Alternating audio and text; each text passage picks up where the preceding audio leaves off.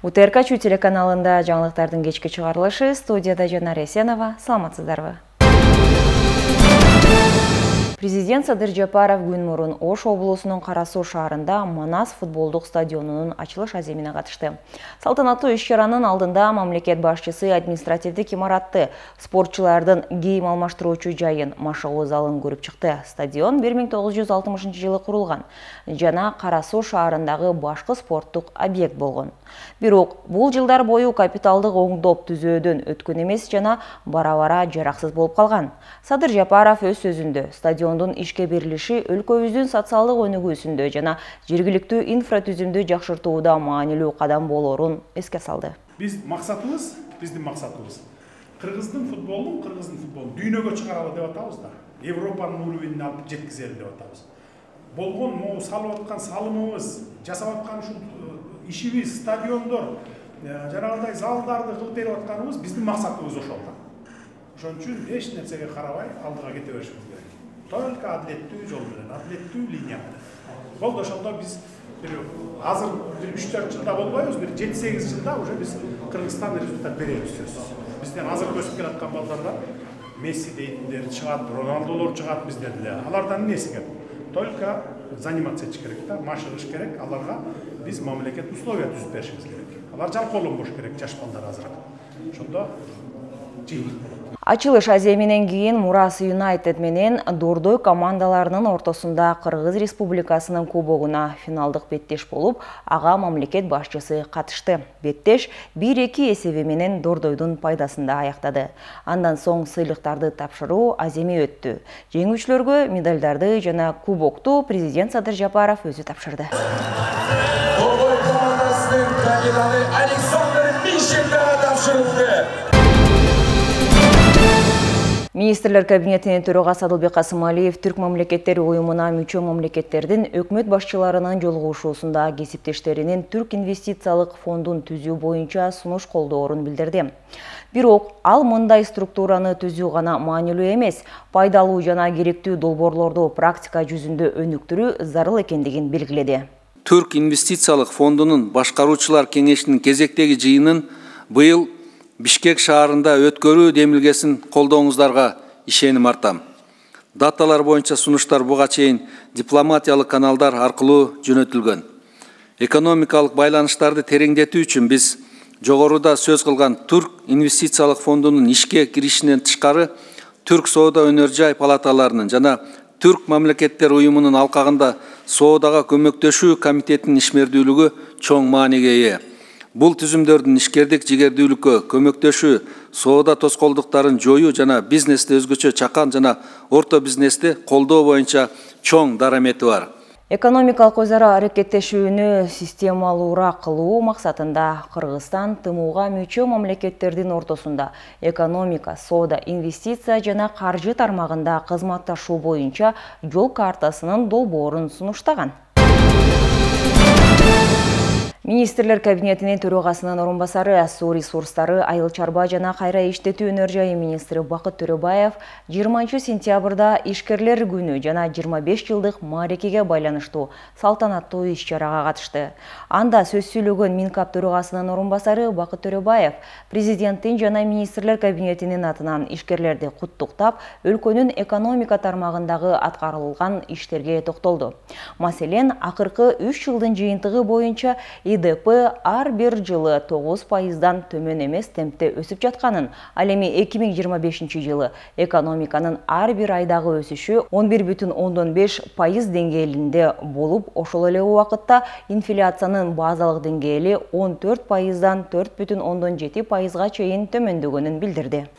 Бүгүнкү күндө өлкөдө 460 миңден ашык чакан жана орто ишкердик субъекттери катталган.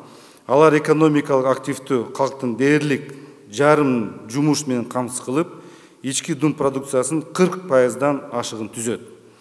Чакан жана орто бизнесин салымы өзгөчө аймактарда байкалат. Ал жерде ишкерлер жумуш орундарын түзүү менен бирге жергиликтүү бюджеттердин салык базасын түзүшөт.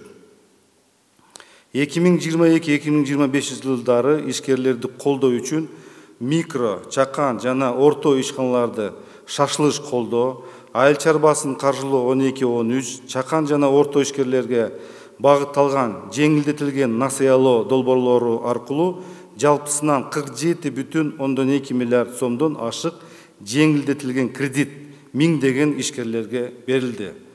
Гарантиялык фонд аркылуу 3000 кепилдик менен 8,9 миллиард сомдук кредит тартууга мүмкүнчүлүк түзүлдү. Мамлекет тарабынан ишкерлерди колдоо максатында тышкы экономикалык ишмердүүлүк жүргүзүү шарт түзүлүп, кызматтык паспорт берилүүдө. Ошондой эле өлкөнүн экономикасына өзгөчө салым кошкон ишкерлерди сыйлоо үчүн ардактуу ишкер мамлекеттик наамы негизделген. Ушул жылы биз жаңы инструменттерди, анын ичинде мамлекеттик кепилдиктер системасын жаңыртуу, пайыздык чендерди субсидиялоо жана чакан жана орто бизнести колдоо боюнча улуттук консорциумду түзүүнү киргизип жатабыз. Бул институттар мамлекеттин ресурстарын бириктирип, дагы көп ишкерлерге капитал жеткиликтүү болушуна шарт түзөт. Өлкөдө курулушка квалификациялык сертификат алуунун жол жоболору жөнөкөйлөтүлдү. Бул тууралуу курулуш архитектура жана турак жай коммуналдык чарба министрлигинен билдиришти. Маалыматка ылайык, мамлекеттик квалификациялык сертификат бул кесиптик жана билим деңгээлин мамлекеттик деңгээлде тастыктаган расмий документ.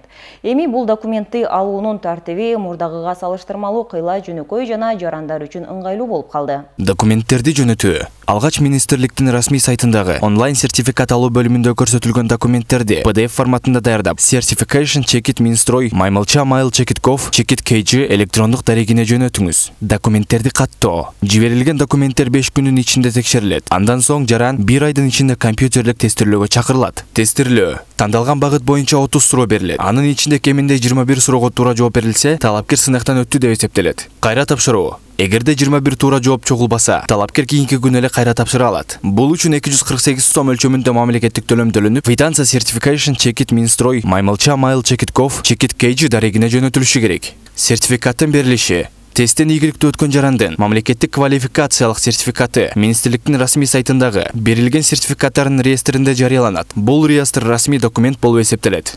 Буга чейин жарандар 10-12 адамдан турган комиссиянын суроолоруна жооп берип, жыйынтыгын билүү үчүн 2-3 күн күтөр эле. Эгерде талапкер сынактан өтпөй калса, кайра тапшыруу мүмкүнчүлүгү 1 жылдан кийин гана берилчү. Азыркы жөнөкөйтүлгөн тартипке ылайык процесс бир топ жеңилдетилди. Көзөмөлдү күчөтүү максатында чүй жол кыймылынын коопсуздугун камсыздоо башкармалыгына 25 кызматтык автоунаа тапшырылды. Жол тескөөчүлөр мамлекеттин мындай кошумча колдоосуна кубанычы менен ыраазычылыктарын билдиришти. Иш чаранын жүрүшүнөн кесиптешим Тынчтык Акешев баяндайт.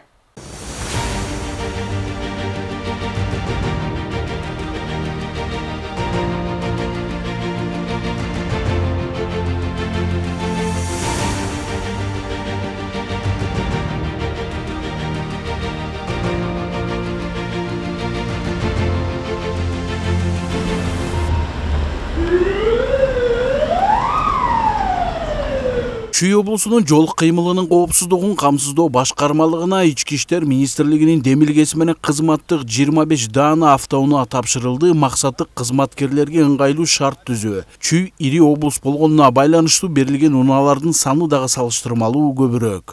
Саламатсыздар жолдоштор. Бүгүнкү күндө бизге жетекчилик тараптан жаңы автоунаалар берилип атат. Жаңы автоунаалар менен өзүбүз тейлеген ошо Ысқата районуна барып, жол кырсыгын болтурбоого иш алып барып, кызмат кылабыз.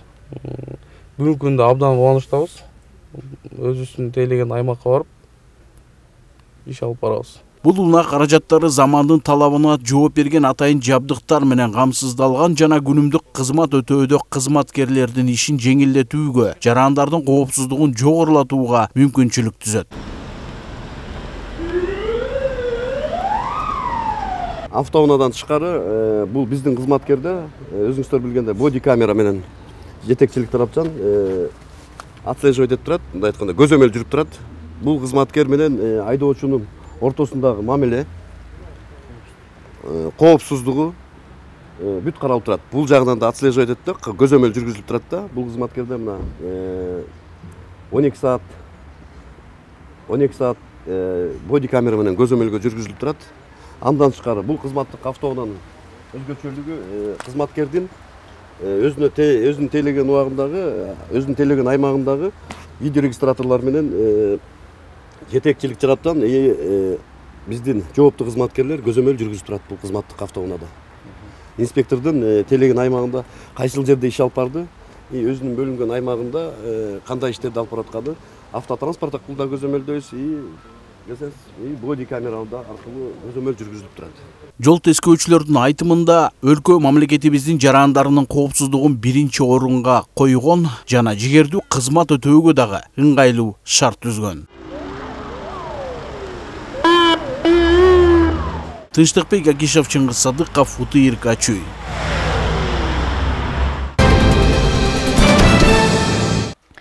Башкы прокуратура тарабынан козголгон кылмыш ишинин алкагында мамлекеттик сатып алууларды ишке ашырууда спорт департаментинин жетекчилери катышкан коррупциялык схема аныкталды. Бул тууралуу Улуттук коопсуздук мамлекеттик комитетине билдиришти. Тактап атаганда, аталган департаменттин директорунун орун басары жана мамлекеттик сатып алуулар боюнча каржы бөлүмүнүн жетекчиси 2023-жылы Кыргыз спорттук ден соолукту чыңдоочу медицина борбору мекемеси расмий түзүлгөнгө чейин медициналык жабдууларды сатып алуу процедураларын баштаган. Аталган кызмат адамдары өздөрүнүн жеке кызыкчылыгынын негизинде жана мыйзамсыз материалдык баюу максатында ФЖЧКсынын аффилирленген фирмасын 30 миллион сом суммасында медициналык жабдууларды сатып алуу үчүн тартышкан. Ал жерде макулдашуу, талап кылынган стандарттарга ылайык келбеген бааларды жогорулатуу менен жабдуулардын тизмесин жана аталыштарын өзгөртүшкөн. Коррупциялык схеманын натыйжасында сатып алынган жабдуулар бүгүнкү күнгө чейин толук ишке киргизилген эмес жана максатына жараша пайдаланылбай кампада сакталып турат. Мында жогорулатылган баалардын айырмасы боюнча гана мамлекеттин бюджетине 10 миллион сомдон ашык зыян келтирилген. Ошондой эле сатып алынган чыгымдалуучу материалдардын жана реагенттердин бир бөлүгү мөөнөтү өтүп кеткен жана керектүү касиеттерин жоготкон. Кылмыш жаза кодексинин 337-беренесинин 2-бөлүгү боюнча жогоруда аталган кызмат адамдар жана ФЖЧКсынын директору кармалган. Улуттук коопсуздук мамлекеттик комитети бул коррупциялык аракеттерге тиешеси бар башка кызмат адамдарын аныктоо боюнча тиешелүү тергөө иш-чараларын улантууда. Улуттук коопсуздук мамлекеттик комитети жергиликтүү өз алдынча башкаруу органдарынын ишмердүүлүгүндөгү коррупцияны жоюу боюнча жүргүзүлүп жаткан иш-чаралардын алкагында Бишкектин Маевка муниципалдык аймактык башкармалыгынын Айыл Чарба багытындагы жер тилкелерин, турак жайларды коруу үчүн мыйзамсыз өзгөртүп берүү менен байланышкан коррупциялык схеманын бетин ачты. 2022 жылдын орто ченинен 2024 жылдын январь айына чейин жер мафиясы деп аталган айрым жарандар муниципалдык кызмат адамдары менен кылмыштуу тил табышып, Айыл Чарба багытындагы жер тилкелерин бөлүп сатып жибергени аныкталган.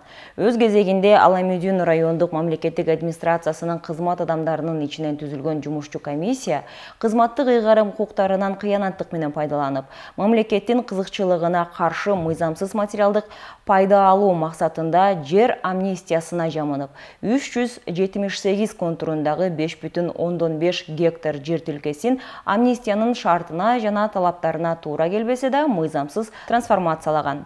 Көрүлгөн чаралардын жыйынтыгында кылмыш ишиндеги түгүндөлгүс далилдерди эске алуу менен Аламүйдүн районунун акиминин орун басары, Маевка айыл аймагынын мурдагы башчысы жана жер тилкелерин мыйзамсыз сатууну ишке ашырган 2 жаран кармалып, соттун чечими менен камакка алынды. Соклук районундагы жер мафиясынын ишмердүүлүгүнө да бөгөт коюлду. Бул тууралуу атайын кызматтан билдиришти. Тактап айтканда, жер ресурстары, кадастр, геодезия жана картография боюнча мамлекеттик агенттиктин Соклук районундагы бөлүмүнүн кызматкери жана жер мафиясы деп аталган уюмдун өкүлү ичара кылмыштуу бүтүмгө келишип, жер тилкелеринин мурунку ээлеринин атынан менчик укугун берүүчү документтерди мыйзамсыз жасап, башка адамдардын атына каттоодон өткөрүшкөн. Жасалма документтердин негизинде жер мафиясынын өкүлдөрү мурдагы Новопавловка айыл өкмөтүнүн аймагындагы жалпы аянты 15 гектар болгон айыл чарба багытындагы жер тилкелерин жеке менчикке өткөрүп беришкен. Андан ары жер мафиясы деп аталган уюмдун өкүлү өлкө аймагында ишке ашырылып жаткан жер амнистиясынын шарттарын өз пайдасына колдонуп, айыл чарба багытындагы жер тилкелеринин багытын жеке турак-жай куруу категориясына мыйзамсыз өзгөртүп, кийинчерээк ал жерлерди үчүнчү жактарга сатууну болжолдогон. Жүргүзүлгөн ыкчам иликтөө иш-чараларынын негизинде кылмышка шектүүлөр кармалып, тергөө абагына киргизилди. Учурда УКМК тарабынан жер мафиясы деп аталган коррупциялык схемаларга тиешеси бар кызмат адамдарын аныктоого багытталган ыкчам тергөө иш-чаралары уланууда. Күздүк оруп жыйноонун алгачкы жыйынтыктары белгилүү болду. Учурда дан эгиндеринин 70%дан ашыгы жыйналып, жалпы түшүм 1 миллион 250 миң тоннадан ашты. Ошол эле учурда жашылча жемиш менен картошканын өндүрүшү артууда. Дыйкандар мамлекеттен жеңилдетилген насыяларды тартып, айыл чарба техникаларын лизингке алуу мүмкүнчүлүгүнө чейин олуттуу колдоого ээ болушууда. Айыл чарба тармагындагы кырдаалды кабарчыбыз Айгерим Дүйшөбаева чагылдырат.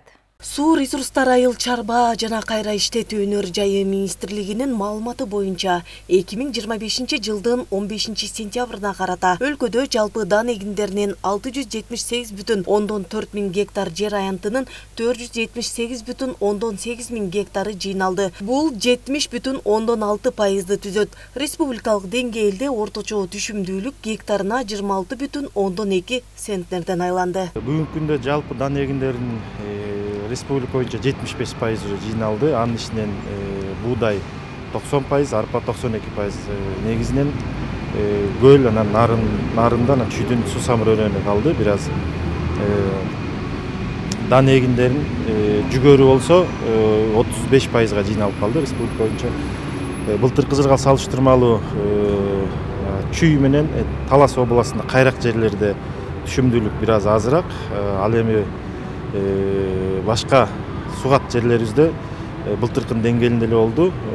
Анын ичинен ушу Жалал Абад жана Ош, Үскөл, Нарын областтары былтыркы жылга салыштырмалуу түшүмү жогору.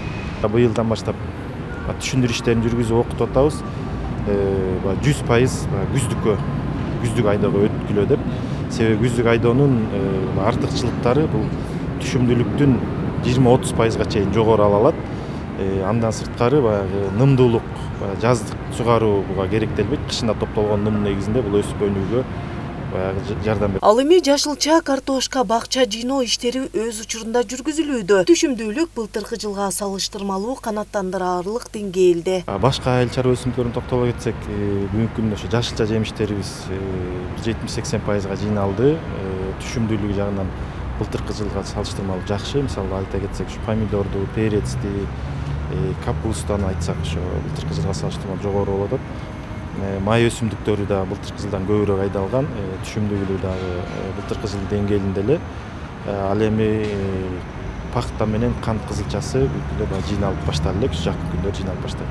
Финансы жана айыл чарба министрлигинин маалыматы боюнча 11 сентябрга карата айыл чарбасын каржылоо 13 долбоорунун алкагында республиканын 6418 айылдык товар өндүрүүчүлөрүнө 4 миллиард 30 миллион сом көлөмүндө жеңилдетилген насыя берилди. Айыл чарба тармагында иштеп аткан товар өндүрүүчүлөрдүн убагында жерин айдап, сээп, жыйнап бериш үчүн ошондой эле машина трактордук станциялардын модернизациялап, жаңы техника менен камсызданып үчүн министрлер кабинети тарабынан көптөгөн долбоорлор кабыл алынган. Муну айтсак, мынакей КПК долбоору боюнча 17 миллиард сом каралган. Анын ичине лизинг долбооруна 4,2 миллиард сом каралып, 25-жылы 1721 техника фермер дыйкандар алган 5,8 миллиард сомго. Ал эми 11-жылдан бери ушул долбоор иштеп келатат. 11-жылдан баштап 8700дөн ашык айыл чарба техникалары ошо айылдагы товар өндүрүүчүлөргө берилди 24 миллиард сомго. Айыл чарбасын каржылоо долбоорунун алкагында Айыл банк ачык акционердик коому 5 мамлекеттик долбоор менен иш алып барат. Алардын негизги долбоору Айыл чарбасын каржылоо 13 долбоору. Анын алкагында 3105 дыйканга 2 миллиард 22 миллион сом жеңилдетилген насыя берилген. Ал эми агрардык өнөр жай комплексин каржылоо долбоору боюнча дагы 700дөн ашык дыйкан фермер 2 миллиард 222 миллион сом насыя алган. Айыл чарба багыты боюнча ошо дыйкандарды колдоо максатында 5 мамлекеттик долбоор менен иштейбиз. Бул эң негизги долбоорлордун бири бул айыл чарбасын каржылоо 13 долбоору. Бул долбоор боюнча бүгүнкү күндө 2 миллиард 22 миллион сом кредит бердик, өздөштүрдүк 3105 дыйканга. Андан тышкары бул экинчи чоң долбоор, бул агро өнөр жай комплексин каржылоо долбоору. Бул долбоор боюнча 2 миллиард 222 миллион сомго 785 дыйкан фермерлерге жана кайра иштетүүчү мекемелерге кредит бердик. Биздин банк аркылуу жалпы суммасы 4,5 миллиардга жакын кредит бердик. Бүгүнкү күндө пайыздык чендери 3%дан башталат. 3%дан мөөнөтү 5 жыл. Бүгүнкү күндө бизде мурункудай ажиотаж жок. Азыркы учурда келип кайрыла берсе болот.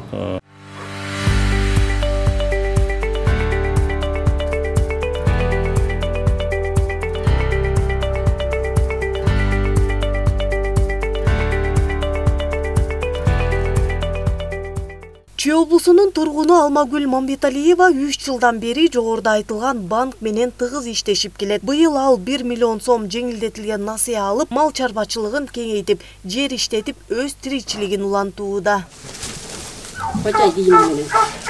Көп жылдан бери ушу Айыл банктан кредит алып, мал чарбачылыгы менен эгин, чөп чаап алып, арпа айдап, бед айдап ошентип иштетип жүрөбүз. Көп жылдан бери ушинтип иштейм. Тооктор бар, үндүк бар, бройлер тооктор бар дегендей. Койлордун түрү бар тиги жерде. Кочкор алдым быйыл 60 миңге, арашаң кочкор. Ошолор менен жакшылап иштеп жүрөбүз. Анын артыкчылыгы эми алгандан кийин баарын жерге иштетесиң, андан көргөн немелериң бармы? Ушинтип үйгө алып келип жийип аласың. Артыкчылыгы аябай эле жакшы. Пайдасы жакшы, пайдасын көрүп атабыз. Миллион сомго чейин жылын алып келем. Малды алып, семиртип, кайра сатып, кайра ордуна, мисалы бирөөнү сатсак ордуна экин алып келип кошом, экин сатсам 3 алып келип кошом дегендей эми немеге жараша да, малдын баасына жараша кээде өсүп кетет, кээде түшүп кетет дегендей ар кандай болуп калат да базар баасы дагы. Айыл чарба иштерин өз убагында жүргүзүүдө, айылдык товар өндүрүүчүлөргө мамлекеттик колдоо көрсөтүү максатында дыйкан, фермер, багбандар жана айыл чарба продукциясын кайра иштетүүнү каалаган өндүрүүчүлөргө жеңилдетилген насыялар берилүүдө. Мындай мамлекеттик колдоо айыл чарба продукциясын көбөйтүүгө, айыл жергесинде жаңы жумуш орундарын түзүүгө жана ички рынокты сапаттуу азык-түлүк менен камсыз кылууга багытталган. Айгерим Дүйшөбаева, Данияр Тилебалдиев, УТРК Чүй, Бишкек шаары. Соклук районуна караштуу Күнтү айыл аймагында Карасакал айылында Соклук районуна караштуу Күнтү айыл аймагындагы Карасакал айылында 104 аз камсыз болгон үй бүлөгө турак үйлөр курулуп берилди. Социалдык шаарчанын курулушу былтыр башталган. Шаарчанын аймагында бала бакча, фельдшердик акушердик пункт, футбол аянтчасы жана жергиликтүү цехи бар. Жергиликтүү бийлик өкүлдөрү, тиешелүү мекеме жетекчилери менен инвесторлор катышкан иш-чара алдыда.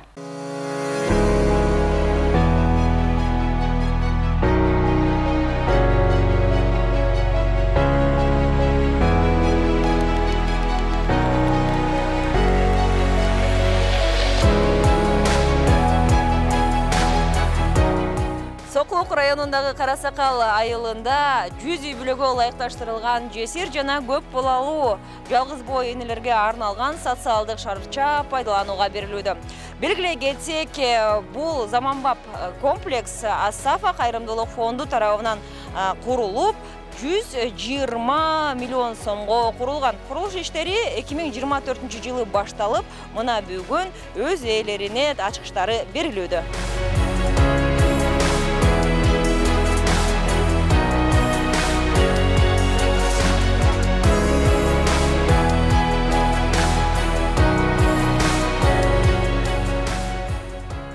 Социалдык шарча жалпы 30 000 чарчы метр аянтты камтыйт. Бул жерде жалпы 26 блок үй курулган, ар бир үй 4 бөлүктөн турат. Тактап айтканда 104 батир пайдаланууга берилди.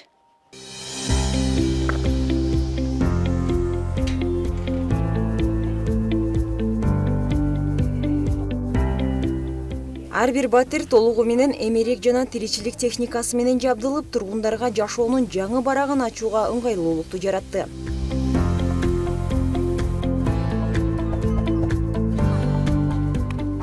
Шарчанын аймагында тургундардын турмушун жеңилдетүүчү социалдык объекттер да курулду. Тигүү цехи ишке кирип, 25 адам туруктуу жумуш орду менен камсыз болот. Ошондой эле азык-түлүк дүкөнү, ФАП, балдар аянтчасы, футбол талаасы жана мечит ачылып, жашоо үчүн бардык шарттар түзүлдү. 2024 жылы баштап барын бүткөрдүк. Бул мектеп боюнча Мулжи Исмаил айылына ал бүгүнкү күндө капсула саны башталган. Алдагы ушу фонд тарабынан бүгүнкү күндө курулуп баштады. Ал мына быйыл бир аз кечигип калды, бирок жаз алды менен биринчи бир кезекте бүткөрүлүп берилет. Бала бакчадан бир аз көйгөйүбүз бар. Ал боюнча жерин караштырып атабыз. Жер чечилип калса, аны бир мамлекет бюджеттен же демир үчүн бул бала бакчаны чечкенге аракет кылабыз. Маршруттук каттамдары боюнча чыныгында бирок мына жер жакында 300 метрден 400 метрге чейин аралыкта бир жөө жүрүшкө туура келип калат. Бирок жолдун сапаты бир аз начарыраак. Кийинки жылдардан жолду да бир долбоорлоп асфальттап беребиз деген ойдобуз. Эгерде асфальт бүтүп калса, маршруттук каттамдарда бул жака жүргүзө кула берсе. Социалдык шарчанын курулуш материалдарын, анын ичинде долбоордук сметалык документтерди, эмеректерди сатып алуу Асафа борбору коомдук бирикмесинин каржылоосу менен ишке ашты. Өзүңүздөргө белгилүү болгондой эле жетимдер жана күйөөсү жок аялдар, жалгыз бой энелер булардын карай турган эч кимиси жок. Алардын муктаждыктарын чечип, ушундай үйлөрдү берип, жардамдарды беребиз. Үй менен эле токтоп калган жокпуз. Биз балким санай албай калдык. Канча мечит курганыбызды, канча ФАП, канча больница куруп бергенибизди санай албай калдык. Бул деген эң биринчиден Кудай Тааланын тавфиги менен, андан кийин ушул кыргыз элинин байыркы эл болуп келет, анан берешен эле экен. Ошол биздин фонд менен өкмөт тыгыз байланышта болгон себептен биз ушундай жардамды кыла алдык.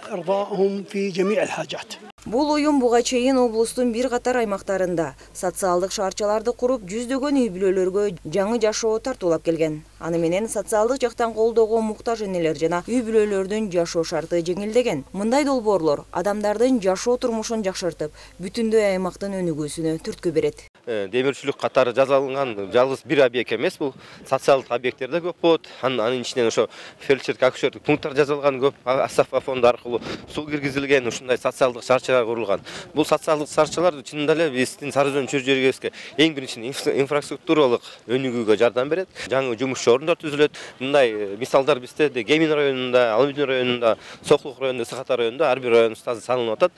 Бул долбоорлор чынында эле облустун жаңы социалдык түзүмдөрүнө өнүгүүсүнө жардам берет. Бул биздин облустун бир жакшы бир көрүнүш деп эсептейбиз. Анткени Кыргызстаныбыз мамлекетибиз өнүгүү багытына турат. Бул да өнүгүүнүн бир бөлүгү деп эсептейбиз. Белгилей кетсек, жаңы конуштун тургундарынын арасында турмуштун оор сыноолорун көтөрүп келгендер арбын. Алардын бири 3 баланын апасы Мунара Мамажанова. Ал 15 жыл бою батирден батирге көчүп туруктуу баш пааник издеп келген. Бүгүн ал 3 бөлмөлүү батирдин ээси болуп, балдары менен кубанып жаткан чагы. 15 жылдан бери квартиралап аябай азап тартып жүргөнүбүз үчүн менин эң чоң максатым, кыялым ушул үй алуу эле. Асафа фонду аркылуу биз ушул үйлөрдү алдык. Кудайга шүгүр, чоң рахмат аларга. Мен бул үйдү тааныштарым аркылуу билдим. Андан кийин Асафа фондуна жазылып, катталып, ошол жактан алдым. Үйгө кече күнү көчүп келдик. Бардык шарттарыбыз бар. Муздаткычтан баштап, кир жууган машинкага чейин шкафтарыбыз, эймелерибиз, жатуучу дивандарыбыздан бардыгын даярдап беришти. Кара Сакалдагы жаңы шаарча жүздөгөн балдардын күлкүсүн угузуп, үй бүлөлөргө тынчтык менен жылуулукту тартуулаган үмүт ордосуна айланды. Бул кубанычты жаңы үй ээлери да тең бөлүшүп, алгачкы таасирлери менен жүрөктөн чыккан сезимдерин билдиришти. Ошо үй жагынан кыйналып, ошо эме кыла албай жүрдүм эле кыздарым менен. Анан ошо Асафа фондуна ыраазычылыгымды айтам. Ушулардын арты менен үйлүү болуп атам, агар көрдүм. 20 жылдан бери үйлүү болуп, мынакей үйгө жетип, сүйүнүчүн койнума батпай, кубанычта болуп турам балдарым менен чогуу. Алла ыраазы болсун, кубанычта болуп атам. 3 бөлмөлүү үйдү батир белекке берди. Баарыңыздарга ден соолук, ишиңерге ийгилик. Белгилей кетсек, Асафа борбору коомдук бирикмеси 2015 жылы негизделген. Уюм түзүлгөн күндөн бери социалдык жактан муктаж үй бүлөлөрдү колдоого багытталган. Инфраструктуралык иштерди системалуу түрдө жүргүзүүдө. Алсак социалдык шарча долбоору боюнча өлкө аймагында жесир жана көп балалуу жалгыз бой энелерге 1000ден ашык турак жайлар курулуп, ачкычтары тапшырылган.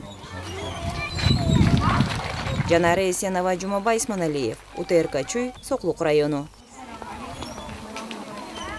Бүгүн Бишкектин четиндеги Орок айылында 19-чу кылымдын көрүнүктүү мамлекеттик ишмери Нүзүп аталыктын эстелигинин салтанаттуу ачылышы болуп өттү.